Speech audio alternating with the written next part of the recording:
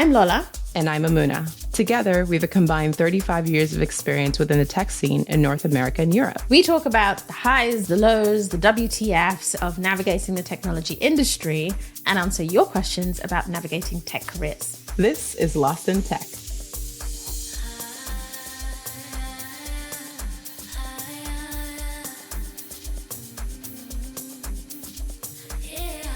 So I get to thinking about marketplaces, and there's a bunch of directions we could start this in. So let's just pick one. But why is Etsy still around? Why is eBay still around? We should look up actually the stats on eBay. I'm very curious about eBay specifically. eBay makes a ton of money. I, through work stuff, had conversations with folks at eBay. Their baseline fundamental revenue every year is wild. But so is Etsy's baseline. And it's these aren't in-your-face tech darlings anymore because they've just been around for so long. But they're not going anywhere. They're people are just in there and spending regularly on these platforms.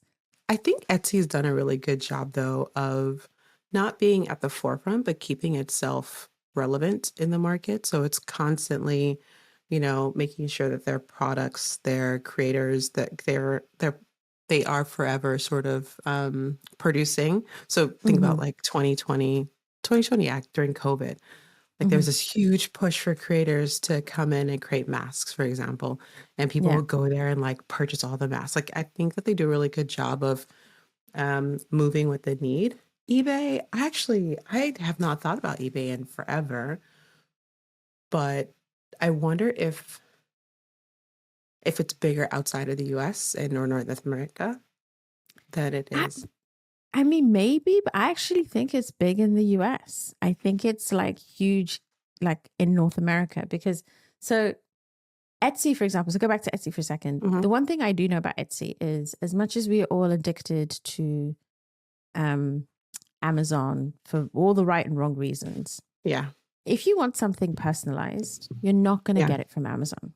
No. So my default is I'm going to go to Etsy because I want to do Same. My girl's weekend t-shirt, or I want to make a kitty birthday party t-shirt or something. And I it's Etsy is that place for me. So Etsy has this role for personalized or distinct. Crafters. I remember getting, crafters. eBay though, I have never understood. I don't think I've ever sold an item on eBay. I have. That was my one experience. It was selling as an old auction. Phone.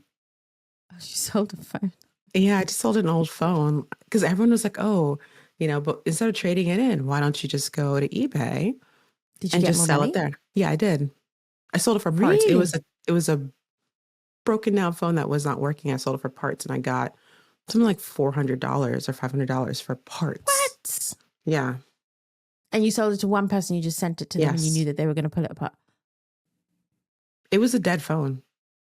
It did not work. I have several of those. So maybe I need to use eBay because I'm just storing them up like they're museum pieces in my house. Yeah. So in my mind, when I think about eBay, I think about it as a electronics buy. Scrapyard? Yeah. That's so fascinating. Because the conversation I had with them last year, the area that they were really pushing was original goods. So they had a whole sportswear thing and they're doing volumes of trainers and bags and hats and clothing. But because eBay has this reputation, they're doing a bunch of stuff around integrity. So it's this is verified. It's been received by us. Oh, interesting. And verified as being genuine before it's been listed for sale. And so you can trust that you are definitely buying real Nike products. Interesting. Yeah. I went to it's a sneaker show and with my husband, and they had a booth. I remember eBay had a booth there. Yeah. And basically they would verify that the product you purchased was authentic. Yeah. That's their thing now. It's still peer-to-peer sales, but it's peer-to-peer sales with this authentication middle, and they have real warehouses with real staff who look at things and like verify.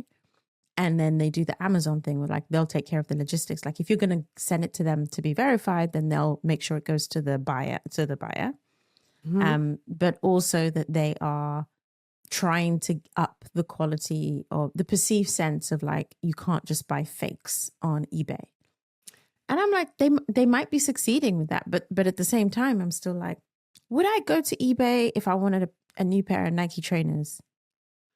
Well, no. I mean, In the I don't presence of like know. outlets and discount Exactly. stores and like Foot Locker or like all Or of just these, buy something on sale.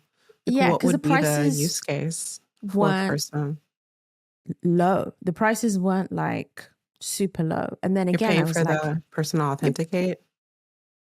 well, it might be like, I don't know, a bit cheaper than if you bought it brand new and direct. But then a lot of the goods were new and Hmm. unworn. So maybe I'm wondering if this is like wholesale offloading onto Mhm. eBay. So like a big department store hasn't sold all these trainers. They can offload it onto eBay. eBay can sell it at a certain price, but it's still brand new. They've authenticated, but they kind of know the source. And for some people, it's just easy to do. Yeah, I can see this actually for, again, for the sneaker community, for people who buy a ton of sizes Mm, and then they have to get rid of the inventory. So they yes. get it verified and they're like, yeah, here, still at a premium price, Yeah. but not potentially as high as you would other. Interesting. eBay would not be the place I would think to go to because certain communities have their own platforms for purchasing. Yeah. So how does Everyone does. eBay differentiate? So this is what I mean though. Like, I guess, so hilarious. Obviously, we're not the target audience because we're not Yeah. shopping on eBay. But I think the fact that they've fallen out of the tech zeitgeist, but still have this steady income, it tells you something. It tells you something about like fulfilling a role that is so safe that it's hard to fall out of Yeah. like continuous. And maybe the worst thing they could do is like go blow like 50 billion on AI and mess the whole thing up because then Yeah. people who are there hardcore are like, what are you doing? Right. Um, but Mm. not all marketplaces have that kind of stability. It's kind of like if you look at other types of marketplace where, so this is why Etsy is interesting, but if like community-based marketplaces where, Mm. let me buy like Good African buy and ingredients sell. Mhm. online, or let me buy my hair products online. Yes. A friend of Mhm. mine, like I've been wearing extensions recently, literally having to buy them on Amazon Mm. because trying to find quality, reliable hair extensions online, I am nowhere near a black hair shop where I live. Yeah. So I'm looking online and I have bought a lot of trash. And in the end, I've defaulted to Amazon. And it hurts me to buy like From Amazon. hair But extensions from Amazon, but that's where we're going. Amazon becomes that reliable, like, standard. But there are needs that are met by communities. My Mhm. cousin asked me recently, she wanted to gift a friend of hers some waist beads. And she and I were both puzzled. It's like, here we are in Canada. Where do we What do go you buy buy waist this? beads? Mhm. I asked somebody that I knew, and she was like, huh, I don't know. My aunties have to bring it to me from Nigeria. I looked on Etsy Mhm. and I was like, I'm trying to zoom in on the picture and I'm like, I don't think this is it. So in the end, we've ended up asking someone to bring us some waist beads from But what Nigeria. And I'm like, okay. but what's interesting, right, is that, yes, there are needs, right? So there are needs Mm, that could be met by having these marketplaces, not, I won't say like an eBay, but something like a smaller Etsy, right? That could help to mm-hmm. facilitate some of these needs. But when it comes to now monetization or entry into the Yes. marketplace space, Yes. there's no guarantee that the people you are going to produce for are going to use the thing, right? And Yeah. so now you have that two-sided marketplace that you somehow Yeah. have to monetize and sustain meaningfully Yeah. because experience is important. Um, so you run into like this bit of a challenge, right? Like the Etsy is the eBays, Amazon, they've been around for a while. They're They've been around for a established. while, but also they really are two products joined together. So like when we say two-sided Yeah. marketplace, like they have to provide enough support for the supply to be steady.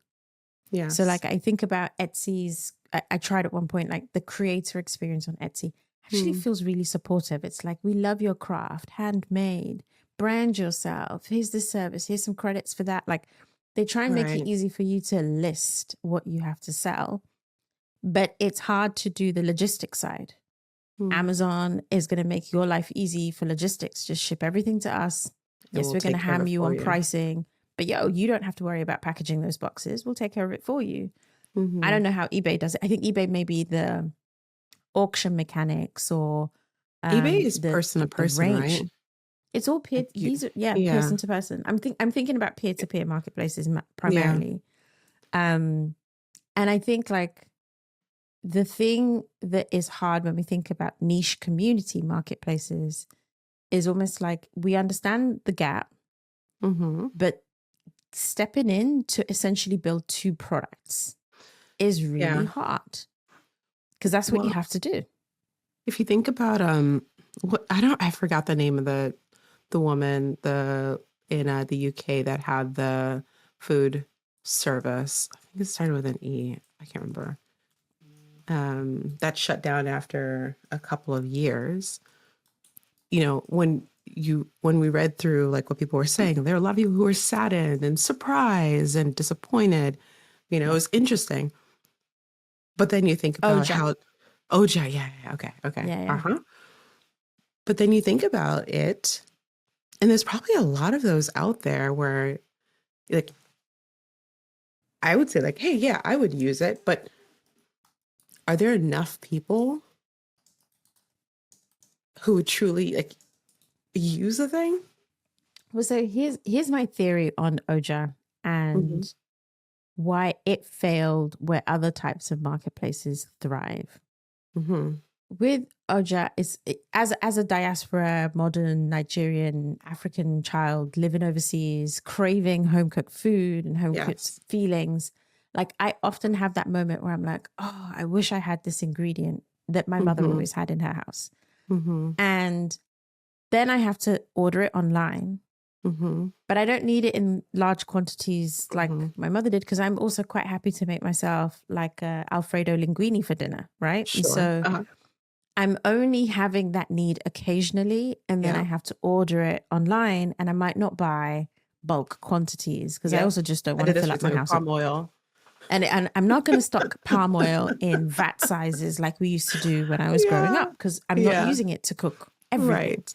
Just So like the small bits. demand is less steady. And then you end up with a problem like in the UK where you go do your normal like supermarket shop once a week.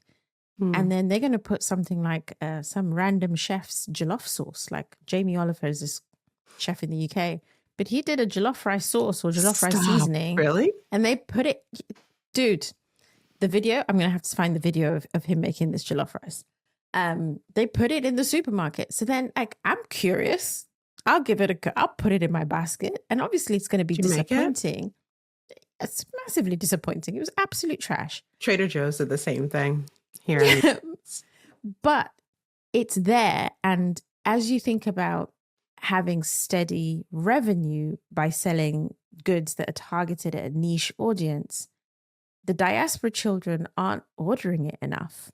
But No. if you can sell it to the expanded global audience and then you put it somewhere where they're going to find it, you're going to sell more often. So Jamie Oliver's probably selling more of that seasoning and that tub than Oja was selling of the more specific spices and combo because distribution is king. And so I'm kind of like, in that case, that marketplace didn't have enough demand. It was solving a problem that existed. But I think the people who should have been buying from there didn't have consistent enough demand. And aunties are not going to buy Nigerian food online. They're not going to buy Nigerian food online. The younger generation, at least I'll speak for North America or the US, I know there's like a lot of delivery predominantly. And so folks are going to say like, hey, I'll just order the cooked food. Yeah. Exactly. Cook food, or Mm-hmm. they'll find like some substitutes for them to commit Mm-hmm. to ordering whatever it is through your platform. It would have to be for like an event or a party, Mm-hmm. or like it's like a chef. Yeah, Yeah. you'd have to have like a very niche market. Yeah. Hmm. But then that's not peer to peer. That's very much like that's trying to be a supermarket to a certain extent. Online. And actually I Yeah. think there was something in the news, either in Canada or North America. I think it might be in Canada. They basically created like a Walmart or a Trader Joe's for a whole African diaspora. So like it's a supermarket. You come and do your weekly shop, but it In includes all of person. your favorite in person, but it Hmm. includes all of your favorites from home. And it's literally a whole African supermarket center with all of these things, which I thought, again, super excited to see it. Let's see if it works, but it's not peer to peer. And so maybe It's a that's permanent space. it's a permanent space. Yeah. Oh. Yeah. It's super interesting. I don't know. I mean, I think there are these different models of like demand, supply, sustainability. Like, are you covering logistics? Because again, we know like shipping stuff to your house is a big deal. Yeah. Like in Europe, for example, versus North America, I'm surprised at how trash the experience of getting your groceries delivered here is compared to Mm. the UK. We're like, but it's a much smaller country. And traveling food from BC to Ontario is no small feat. We are talking about Yeah. crossing the size of Europe, but it's still in Mm-hmm. the same country. Whereas to Mm-hmm. me, I'm like, in London, I could get any number of grocery deliveries and they're only ever 3 hours away from a port where it's Mm-hmm. been shipped in from wherever. So when you think about these African or community marketplaces, I think the weight of what they're dealing with, logistics, the supply, the unstable demand, it just makes it hard for them to like sustain. It's like we all see the problem and the opportunity and you want to Mm-hmm. support, Mm-hmm. but I don't know that the demand is fully there to kind of cover all of the overheads that come with that. So we have like the Airbnbs. We have like there's a number of marketplaces Mm-hmm. that are surviving. Like they're doing well, right? I mean Yeah. they're still thriving. And so if you were a person today Mm-hmm. with a plan, because I get a lot of pings on like invest in my marketplace, and I'd love to pitch you on this interesting idea. Um, what is it Mm-hmm. that would I've been trying to think about this. Like if I were to listen to someone's pitch or idea on a marketplace, what would Mm-hmm. be that thing that I'd say, okay, aha, like this sounds right. This sounds like there's a path to success here. That's a really hard question Right? because Uh-huh. so I'm going to use just a bunch of metaphors, Uh-huh. right? Okay. Whatever you're selling on your marketplace, I need to be able to immerse myself in the product like I can on Airbnb. Mm-hmm. So your photography, your assets, your merchandising of whatever you're Writing selling is on content. point. I don't want to see Mhm. no blurry pictures. I don't want to see no tiny pictures. Like I need to be able to see the thing. Mm-hmm. Um, I think you have to be able to provide the social proof. So reviews matter and real reviews and verified reviews or whatever. So I got to be able to dig into that and feel like it's real. Mm-hmm. And then you've got to deliver on the supply end.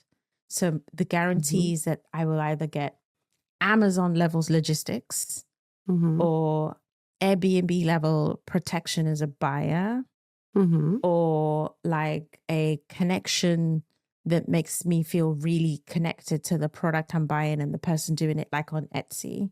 Mm-hmm. If you can't hit those experience elements, you Mm-hmm. should probably not do it. So curious. Now Mm-hmm. let's say that because like this is a very high bar, right? Like, and our expectations are high because we have Well, these they've been existing set markets. by them. That's what I'm saying. It doesn't matter how Exactly. new you are. The bar for good is set by Right. the biggest brands. Right. So then let's think about a person who's coming in and they are offering a good or a service, and they have like one area they need to compromise in. So they may offer you high Okay. quality, Mm-hmm. high social proof, but the Mm-hmm. logistics are not there yet. So instead Yeah. of where Amazon sets the expectation that you're going to get next day in some places, but maybe like 2 to 4 days, right? Mm-hmm. This place, you're going to get it in a week, maybe 10 Yeah. days. Yeah. Is that going to be a ding? Like, do we think that people are going to say, hey, that's too long? I think I need to go somewhere else. So I think it depends. Like, if I'm going to wait 10 days, it can't be food because I've Oh, yeah. already moved on, right? So Yeah. it can't be anything perishable. Mm-hmm. Um, I would probably even wait longer. If it was something where I was highly motivated to get it Mm-hmm. right. So my Right. wedding, right? Yes. I'm doing this for my wedding. I am getting like these things and I want to make sure that they're right and they have to be very Right. specific. You could Right. tell me it's 2 or 3 weeks and I will Mhm. wait because I know what I'm going to get is the thing. Yes. So I think while, um, like, I think there's a lot of bars set that are very high. I do Mm-hmm. think that if you speak to the right audience and Mm-hmm. you are offering more than less of what is needed, like Mm-hmm. there's a high need, as like Yeah. weddings, like high need, and less of like a frivolous, like I want to cook this thing. Like there's actual like need in it. Yeah. Potentially, then there's more opportunity to have a lower bar on some of the deliverables. Some of them, people aren't not going to skimp on quality. They're not going to. I mean, was it scope, cost, time? Scope, cost? No, Yeah. scope. What are the Like I three? think you have to really cost, Cost, convenience, quality, convenient. Okay. Mm-hmm. or something like that. I can't remember.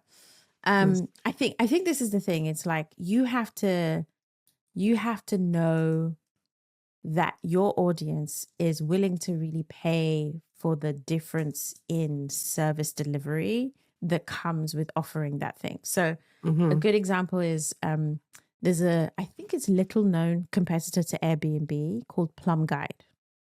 And Oh God. it's, yeah, everyone knows VRBO, which is basically Yeah. just the same properties as Airbnb.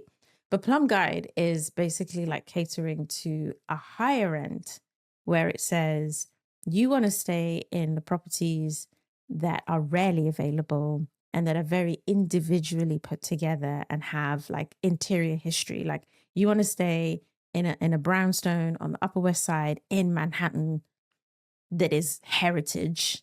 You're going to Mm-hmm. find it on Plum Guide. You're probably not going to find it on Airbnb. I premium. Mm-hmm. And then they'll offer you like, hey, you want to book that property? Do you want us to have a fully stocked fridge for you when you arrive?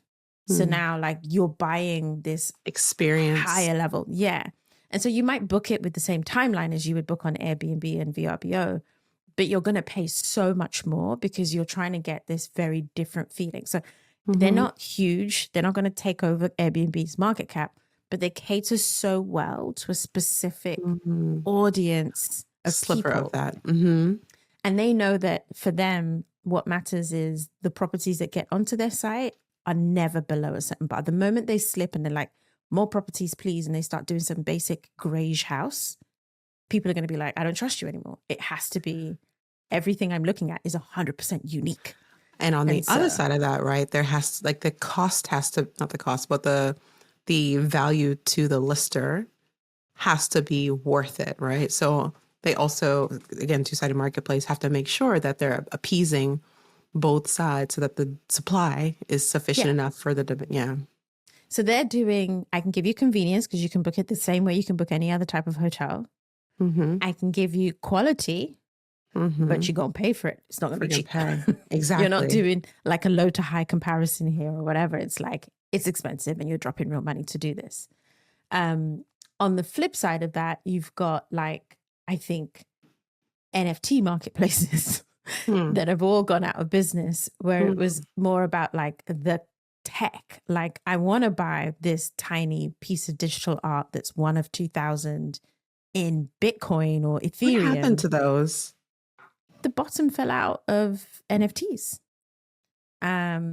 That it hasn't fully. There is still, like anything else, there is still like a sliver of hardcore people who actually really connect with the culture and community aspect of NFT collections, and like they follow the creatives and the studios, and it's kind of one of those where like you're an indie band with your own fan base, and like Uh-huh. you can't sell out a stadium, but you can definitely sell out a certain size of theater on a regular basis.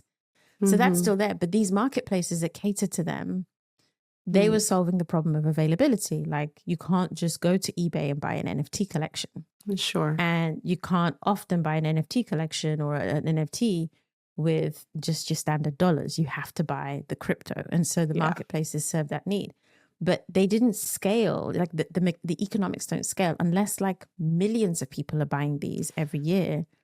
The marketplace Well, is very inefficient. And so the bottom yeah, but fell the out. need there is not, it's not a need, right? Well, it Like, depends. Is Comic Con a need? Is like stamp collection a need? so These are to me, people who right? just Like, invested.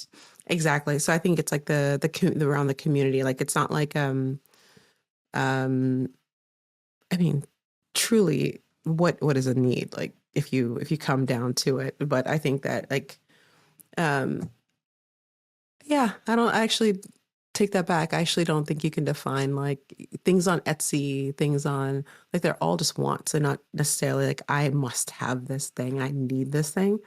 So in Yeah. the same way, NFTs are more of like, yeah, I want it, and I'm willing You to just want pay it. X amount. Yeah. And Yeah, I want to be able to show that I've got it and I'm one of these owners. But yeah, I think also, the reason I kind of put that on the opposite end of like a plum guide is it is a niche audience, but the economics of catering to that very audience different. only work if you've got Airbnb scale traffic, and you don't have that right now. And No, so if you are just an NFT marketplace, that slither of activity that you've got is not covering your costs. And a lot of them have gone back to the drawing board and been like, okay, we had some good years. What are we about again? What are we actually doing here? And they're yeah, trying to pivot. So there's a strange world around like peer-to-peer marketplaces versus like if you are the marketplace and you are backing the logistics and all of that. I don't know if I could personally encourage anyone to go start a to marketplace today. marketplace. Well, I mean the dynamics. There's so many considerations in order for it to be successful. Yeah. Um, the biggest being who you are solving for Mm-hmm. and how big of like a need or a want Mm-hmm. that thing you are trying to put into market will be. And then Mm-hmm. not only that, for the people who you're solving a thing for the people who are going to be your sort of demand, how do you make sure that you have a constant, reliable, Yeah. and a, I don't know, cost effective in whatever world that is, Yeah. um, way Your of ROI sustaining that? has to make Exactly. sense.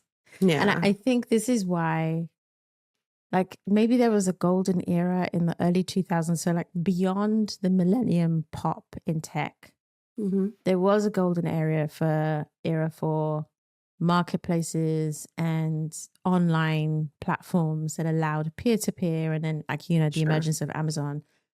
Now you can't get into that business because the bar is unbelievably high. Yeah. And so you would have to either be massively backed by one of the big players. So, like, they create a new brand or they spin off a moment where they try and do something new, Yeah. or you need to have raised silly money. Yeah. But anything less than that, it's kind of like when we were talking about the humane pin. It's Yeah. like the bar Mm. for hardware and like digital choreography has been set by Apple and followed on by Samsung and Google. So if you're going to enter that space and you come with anything less than what they're offering right now, Yeah. ah, we're probably going to have that kind of reaction. And marketplaces, I Yeah. think, are the same. When I worked at Kickstarter Mm, and leading like all of the engineering product design side stuff, it was such an interesting challenge to think about how to mm-hmm, design for different communities, to attract different mm-hmm. communities, how to retain, create. Like there's so much that goes into being successful on both sides, because if you focus too much on one side, Yeah, the other slowly dissipates. And without yeah, the other side, without both sides, yeah, there's no value. yeah. There was we didn't realize it at the time, but my husband and I once we started a business and we started a startup. I'll tell you about it because it didn't work. And I think Uh-huh. the fascinating thing is like 10, 12 years later, We Mm-hmm. still haven't seen the problem being solved.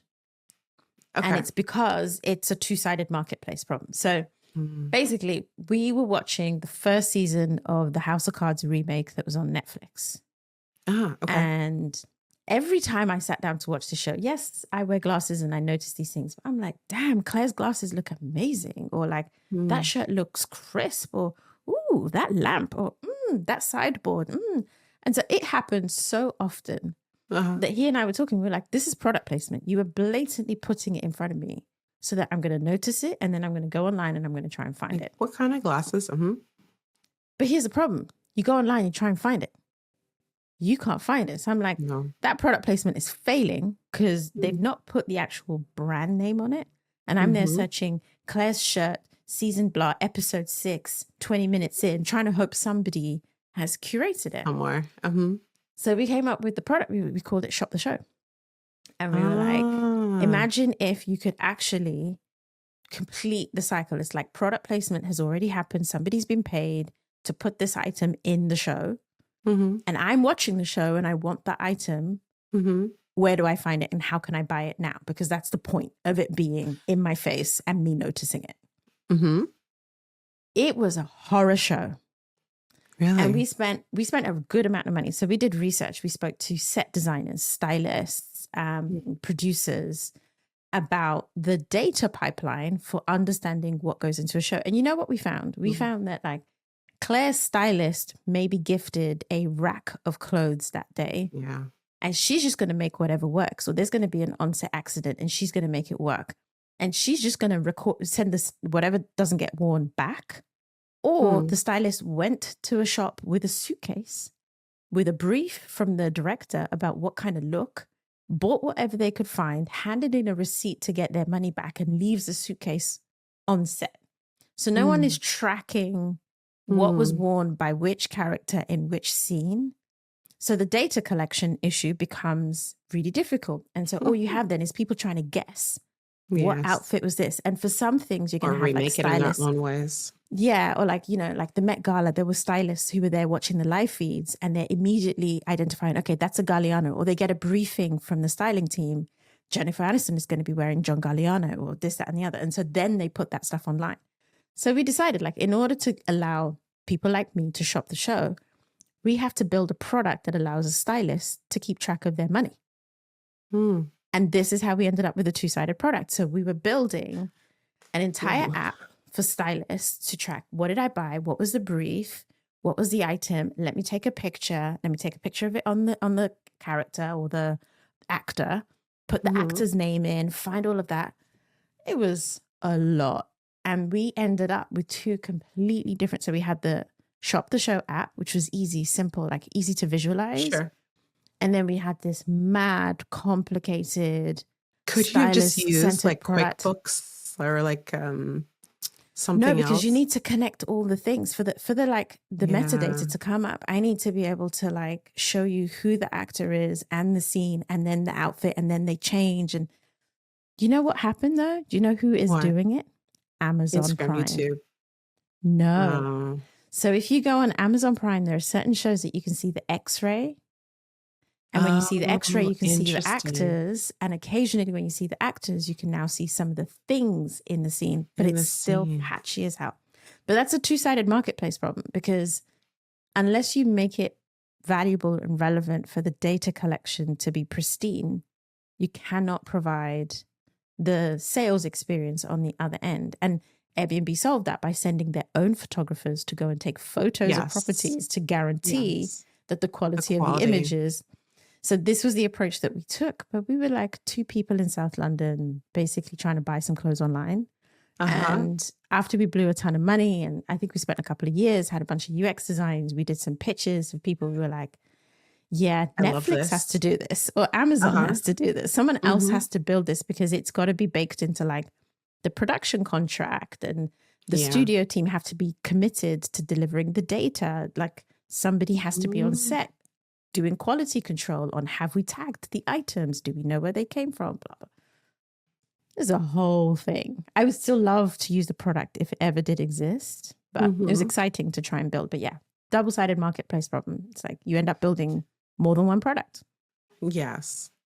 This is so interesting. I would be very curious of the people who listen, Mm, what ideas they have had, and if they've gone down any rabbit holes that they've had any epiphanies on.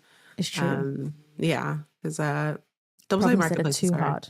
yeah, like someone can solve it, but it's just one of those challenging ones. AI might help.